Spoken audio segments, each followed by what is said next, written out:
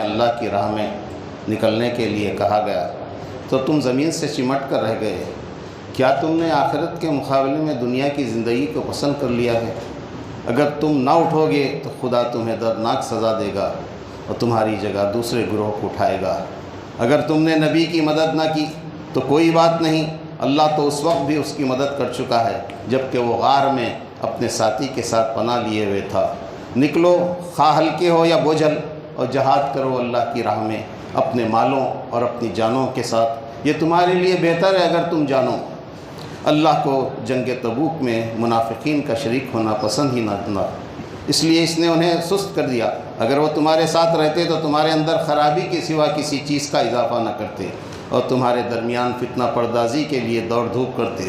تمہارا بھلا ہوتا ہے تو انہیں رنج ہوتا ہے، اور تم پر کوئی مصیبت آتی ہے تو یہ منہ پھیر کر خوش خوش پلٹتے ہیں اور کہتے ہیں اچھا ہوا ہم نے پہلے ہی اپنا معاملہ ٹھیک کر لیا تھا۔ اے اہل ایمان، ان سے کہو کہ ہم جس چیز کے منتظر ہیں وہ یہ ہے کہ اللہ خود تمہیں سزا دیتا ہے یا ہمارے ہاتھوں دلواتا ہے۔ یہ منافق نماز کے لیے آتے ہیں تو کسمساتے ہوئے آتے ہیں اور اللہ کی راہ میں خرچ کرتے ہیں تو بادل ناخواستہ خرچ کرتے ہیں۔ صدقات فقیروں، مسکینوں، امالوں کے لیے ہیں اور ان کے لیے جن کی تالیف قلب مطلوب ہو، اور گردنوں کے چھڑانے میں، قرضداروں کی مدد کرنے میں، راہ خدا میں اور مسافروں کی مدد میں استعمال کرنے کے لیے ہیں۔ جو لوگ اللہ کے رسول کو دکھ دیتے ہیں ان کے لیے دردناک سزا ہے۔ منافقین اب ڈر رہے ہیں کہ کہیں کوئی ایسی صورت نازل نہ ہو جو ان کے دلوں کے بھید کھول کر رکھ دے۔ جو باتیں منافقین بناتے ہیں ان کے بارے میں وہ کہتے ہیں کہ ہم تو ہنسی مذاق اور دل لگی کر رہے تھے۔ ان سے کہو کہ تمہاری یہ ہنسی دل لگی کیا اللہ اس کی آیات اور رسول ہی کے ساتھ تھی؟ اب تم عذر نہ تراشو کہ تم نے ایمان لانے کے بعد کفر کیا۔ اللہ نے منافق مردوں اور عورتوں اور کافروں کے لیے آتش دوزخ کا وعدہ کیا ہے۔ ایسے ہی رنگ ڈھنگ کے لوگ ان کے پیشرو تھے، وہ بھی دنیا میں اپنے حصے کے مزے لوٹے اور یہ بھی اپنے حصے کے مزے اسی طرح لوٹ رہے ہیں۔ یہ بھی بحثوں میں پڑے ہیں جیسے وہ بحثوں میں پڑے تھے۔ یہ سب دنیا و آخرت میں خسارے میں ہیں۔ مومن مرد اور مومن عورتیں ایک دوسرے کے رفیق ہیں، بھلائی کا حکم دیتے ہیں اور برائی سے روکتے ہیں، نماز قائم کرتے ہیں، زکوٰۃ دیتے ہیں، اللہ اور اس کے رسول کی اطاعت کرتے ہیں۔ یہ وہ لوگ ہیں جن پر اللہ کی رحمت نازل ہو کر رہے گی، ان کے لیے جنتیں ہیں، اور سب سے بڑھ کر یہ کہ اللہ کی خوشنودی انہیں حاصل ہوگی۔ اے نبی، کفار و منافقین کا ڈٹ کر مقابلہ کرو، ان کے ساتھ سختی کے ساتھ پیش آؤ۔ اگر یہ اپنی روش سے باز آئیں تو انہی کے لیے بہتر ہے۔ بعض لوگ ایسے بھی ہیں جنہوں نے اللہ سے عہد کیا تھا کہ اگر اس نے اپنے فضل سے نوازا تو ہم خیرات کریں گے اور صالح بن کر رہیں گے، مگر جب اللہ نے ان کو دولت بند کر دیا تو وہ بخل پر اتر آئے اور عہد سے پھر گئے۔ اس بد عہدی کی وجہ سے اللہ نے ان کے دلوں میں نفاق بٹھا دیا۔ اے نبی، تم ان منافقین کے لیے معافی کی درخواست کرو یا نہ کرو، اگر تم 70 مرتبہ انہیں معاف کرنے کی درخواست کرو گے تو اللہ انہیں ہرگز معاف نہیں کرے گا۔ منافقین گھر بیٹھے رہنے پر خوش ہوئے، انہیں گوارا نہ ہوا کہ اللہ کی راہ میں جان و مال سے جہاد کریں۔ انہوں نے لوگوں سے کہا کہ اس سخت گرمی میں نہ نکلو، ان سے کہو کہ جہنم کی آگ اس سے زیادہ گرم ہے۔ اور اے نبی، آئندہ ان منافقین میں سے جو کوئی مرے اس کی نماز جنازہ تم ہرگز نہ پڑھنا اور نہ اس کی خبر پر کھڑے ہونا، کیونکہ انہوں نے اللہ اور اس کے رسول کے ساتھ کفر کیا ہے۔ اللہ نے مالدار منافقین کے بارے میں ارادہ کر لیا ہے کہ اس مال و اولاد کے ذریعے سے اسی دنیا میں ان کو سزا دے گا۔ جب جہاد کا اعلان ہوا تو منافقین نے درخواست کی کہ انہیں جہاد کی شرکت سے معاف رکھا جائے، بخلاف اس کے جو ایمان لائے ہیں انہوں نے اپنے جان و مال سے جہاد کیا۔ اب ساری بھلائیاں انہی کے لیے ہے۔ ضعیف اور بیمار لوگ جو جہاد کے لیے زیادہ راہ نہیں پاتے وہ اگر پیچھے رہ جائیں تو کوئی حرج نہیں، اور ان غریب لوگوں پر اعتراض نہیں جن کو سواریاں مہیا نہ کی گئیں تو وہ مجبوراً واپس ہو گئے، اس حال میں کہ ان کی آنکھوں سے آنسو جاری تھے اور انہیں اس کا بڑا رنج تھا۔ البتہ اعتراض ان مالداروں پر ہے جنہوں نے استطاعت کے باوجود بیٹھنے والوں میں شامل ہونا پسند کیا۔ اے نبی، تم جب جنگ سے لوٹو گے تو منافقین تمہارے سامنے قسمیں کھائیں گے تاکہ تم ان سے صرف نظر کرو اور ان سے راضی ہو جاؤ۔ اگر تم ان سے راضی ہو بھی گئے تو اللہ ہرگز ایسے فاسق لوگوں سے راضی نہ ہوگا۔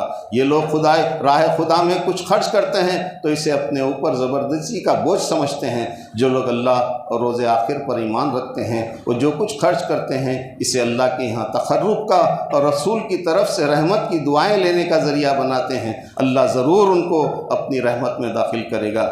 مدینہ اور اس کے گرد و نواح کے باشندوں میں 5 قسم کے لوگوں کا تذکرہ کیا گیا۔ نمبر 1، مہاجر و انصار، جنہوں نے سب سے پہلے دعوت ایمان پر لبیک کہا۔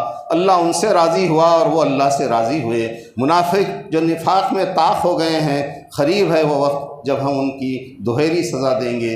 نمبر 3، کچھ لوگ جنہوں نے اپنے قصوروں کا اعتراف کر لیا ہے، ان کا عمل مخلوط ہے، کچھ نیک اور کچھ بد۔ اے نبی، تو ان کے اموال میں سے صدقہ لے کر انہیں پاک کرو، انہیں نیکی کی راہ میں بڑھاؤ اور ان کے حق میں دعائے رحمت کرو۔ نمبر 4، کچھ لوگ ایسے ہیں جن کا معاملہ بھی خدا کے حکم پر ٹھہرا ہوا ہے، اللہ چاہے تو انہیں سزا دے، چاہے تو مہربان ہو جائے۔ نمبر 5، وہ لوگ جنہوں نے ایک مسجد بنائی اس غرض کے لیے کہ دعوت حق کو نقصان پہنچائیں اور کفر کریں اور اہل ایمان میں پھوٹ ڈالیں، یہ مسجد انہیں سیدھی جہنم کی آگ میں جا گرائے گی۔ اے نبی، تم ہرگز اس عمارت میں کھڑے نہ ہونا۔ اللہ نے مومنوں سے ان کی جان اور ان کے مال جنت کے بدلے خرید لیے ہیں۔ وہ اللہ کی راہ میں لڑتے اور مرتے ہیں، بس خوشیاں مناؤ اپنے اس سودے پر جو تم نے خدا سے چکا لیا ہے۔ یہی سب سے بڑی کامیابی ہے۔ ان کی صفات یہ ہیں کہ اللہ کی طرف بار بار پلٹتے ہیں، اس کی بندگی بجا لانے والے ہیں، اس کی تعریف کے گن گانے والے ہیں، اس کی خاطر زمین میں گردش کرنے والے ہیں، اس کے آگے رکوع و سجدہ کرنے والے ہیں، نیکی کا حکم دینے والے، بدی سے روکنے والے اور اللہ کی حدود کی حفاظت کرنے والے۔ اے نبی، ان مومنوں کو خوشخبری دے دو۔ اللہ کے نبی کو اور مومنوں کو زیبا نہیں کہ مشرکوں کے لیے مغفرت کی دعا کریں، چاہے وہ ان کے رشتہ داری کیوں نہ ہو۔ جنگ تبوک کے موقع پر جن اہل ایمان سے لغزشیں سرزد ہوئی تھیں، اللہ نے سب کو معاف کر دیا۔ ایسا کبھی نہ ہوگا کہ اللہ کی راہ میں بھوک پیاس اور جسمانی مشقت کی کوئی تکلیف وہ جھیلیں اور منکرین حق کو جو راہ ناگوار ہے اس پر کوئی قدم وہ اٹھائیں اور کسی دشمن سے عداوت حق کا کوئی انتقام وہ لیں اور اس کے بدلے ان کے حق میں ایک عمل صالح نہ لکھا جائے۔ یقیناً اللہ کے ہاں محسنوں کا اجر مارا نہیں جاتا۔ اسی طرح یہ بھی کبھی نہ ہوگا کہ وہ خدا کی راہ میں تھوڑا یا بہت خرچ اٹھائیں اور صحیح و جہاد میں کوئی وادی وہ پار کریں اور ان کے حق میں اسے لکھ نہ لیا جائے۔ اللہ ان کے اس اچھے کارنامے کا صلہ انہیں عطا کرے گا۔ جب کوئی قرآن کی صورت نازل ہوتی ہے تو منافق مذاق کے طور پر مسلمانوں سے پوچھتے ہیں کہ تم میں سے کس کس کے ایمان میں اس سے اضافہ ہوا؟ جو لوگ ایمان لائے ہیں نزول قرآن پر ان کے ایمان میں واقعی اضافہ ہی ہوا اور دل شاد ہیں، اور منافقین کی نجاست پر ہر نئی صورت نے ایک اور نجاست کا اضافہ کر دیا اور وہ مرتے دم تک کفر میں مبتلا رہے۔ دیکھو، تم لوگوں کے پاس ایک رسول آیا ہے جو خود تم ہی میں سے ہے، تمہارا نقصان میں پڑنا اس پر شاق ہے، تمہاری فلاح کا وہ حریص ہے، ایمان والوں کے لیے وہ شفیق و رحیم ہے۔ اب اگر یہ لوگ منہ موڑے تو ان سے کہہ دیجئے میرے لیے تو اللہ کافی ہے، اس کے سوا کوئی معبود نہیں، اسی پر میں نے بھروسہ کیا اور وہ مالک عرش عظیم ہے۔ سورہ یونس۔ تمہارا رب تو وہی خدا ہے جس نے آسمانوں اور زمینوں کو 6 دنوں میں پیدا کیا، پھر تخت سلطنت پر جلوہ گر ہو کر کائنات کا انتظام چلا رہا ہے۔ کوئی شفاعت کرنے والا نہیں ہے الا یہ کہ اس نے اجازت دی ہو۔ پیدائش کی ابتدا وہی کرتا ہے، پھر وہی دوبارہ پیدا کرے گا۔ وہی ہے جس نے سورج کو روشن بنایا اور چاند کو چمک دی اور چاند کے گھٹنے بڑھنے کی منزلیں ٹھیک ٹھیک مقرر کر دی تاکہ تم اس سے برسوں اور تاریخوں کا حساب معلوم کرو۔ رات اور دن کے الٹ پھیر میں، زمین و آسمان کی ہر چیز میں بے شک بہت ساری نشانیاں ہیں۔ جو لوگ ہم سے ملنے کی توقع نہیں رکھتے اور دنیا کی زندگی پر راضی ہیں اور مطمئن ہو گئے، اور جو لوگ ہماری نشانیوں سے غافل ہیں، ان کا آخری ٹھکانہ جہنم ہے، اور وہ لوگ جو ایمان لائے اور نیک عمل کرتے رہے ان کا ٹھکانہ نعمت بھری جنت ہوگی۔ انسان کا حال یہ ہے کہ جب اس پر کوئی سخت وقت آتا ہے تو کھڑے اور بیٹھے اور لیٹے ہم کو پکارتا ہے، مگر جب ہم اس کی مصیبت ٹال دیتے ہیں تو ایسا چل نکلتا ہے کہ گویا اس نے کبھی اپنے किसी बुरे वक्त पर हमको पुकारा ही न था। कई जालिम कौमों को हलाक करने के बाद हमने तुमको ज़मीन में उनकी जगह दी ताकि देखें तुम कैसे अमल करते हो। काफिर लोग कुरान में तब्दीली या तरमीम का मुतालबा करते हैं। ए नबी, आप इसमें तगय्युर और तबद्दुल नहीं कर सकते, आप तो सिर्फ इस वही के पैरो हैं। ये लोग अल्लाह के सिवा उनकी परस्तिश करते हैं जो उनको न नुकसान पहुंचा सकते हैं न नफ़ा, और कहते हैं कि ये अल्लाह के यहाँ हमारे सिफारिशी हैं। अल्लाह पाक है इस शिर्क से। इब्तिदा में सारे इंसान एक ही उम्मत थे, फिर बाद में उन्होंने मुख्तलिफ अक़ीदे और मसलक बना लिए।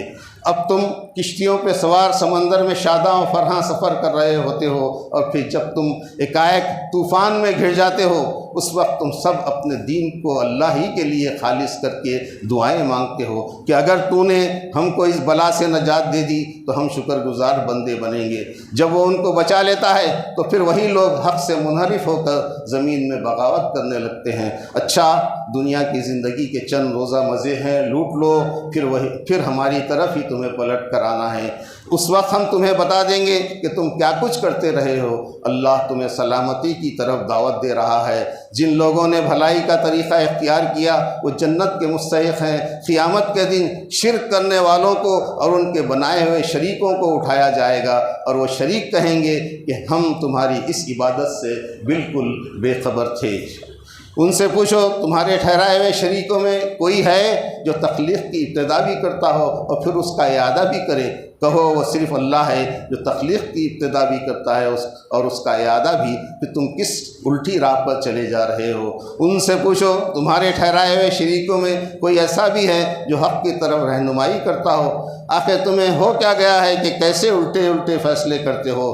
कुरान तो बिला शक व रैब फरमा रवाए कायनात की तरफ से है, इसे पैगंबर ने तस्नीफ़ नहीं किया है। अगर तुम इस दावे में सच्चे हो कि ये पैगंबर का तस्नीफ़ करदा है तो एक सूरत इस जैसी तस्नीफ़ कर लाओ, अल्लाह को छोड़कर जिसको चाहे मदद के लिए बुला लो। ऐ नबी, इनमें बहुत से लोग हैं जो तेरी बातें सुनते हैं, मगर क्या तू बहरों को सुनाएगा खा वो कुछ न समझते हों?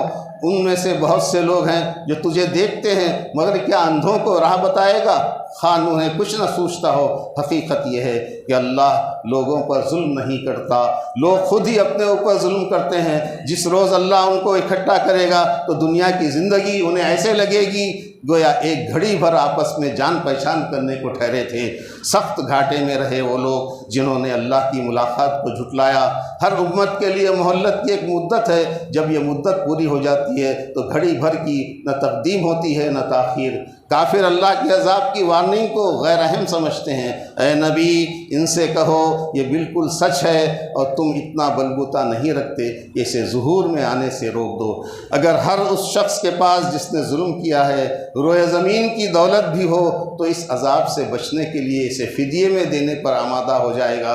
लोगों, तुम्हारे पास तुम्हारे रब की तरफ से नसीहत आ गई है। ये वो चीज़ है जो दिलों के अमराज की शिफा है। जो इसे कबूल कर ले इनके लिए रहनुमाई और रहमत है। ये अल्लाह का फ़ज़ल है और उसकी मेहरबानी है कि ये चीज़ उसने भेजी। इस पर तो लोगों को खुशी मनानी चाहिए। ये इन सब चीज़ों से बेहतर है जिन्हें लोग समेट रहे हैं। अल्लाह तो लोगों पर मेहरबानी की नज़र रखता है, मगर अक्सर इंसान ऐसे हैं जो शुक्र नहीं करते। कोई ज़र्रा बराबर चीज़ आसमान और ज़मीन में ऐसी नहीं है, न छोटी न बड़ी, जो तेरे रब की नज़र से पोशीदा हो और एक साफ दफ्तर में दर्ज न हो। अल्लाह के दोस्त वो हैं जिन्होंने ईमान लाकर तक़वा इख्तियार किया। उनके लिए न खौफ है न रंज, दुनिया व आखिरत दोनों ज़िंदगियों में उनके लिए बशारत ही बशारत है। ऐ नबी, जो बातें लोग तुझ पर बनाते हैं वो तुझे रंजीदा ना करें। इज़्ज़त तो सिर्फ़ खुदा के इख्तियार में है। वो अल्लाह ही है जिसने तुम्हारे लिए रात बनाई ताकि इसमें सुकून हासिल करो और दिन को रोशन बनाया है। इसमें बड़ी निशानियां हैं उन लोगों के लिए जो सुनने वाले हैं। अल्लाह इस बात से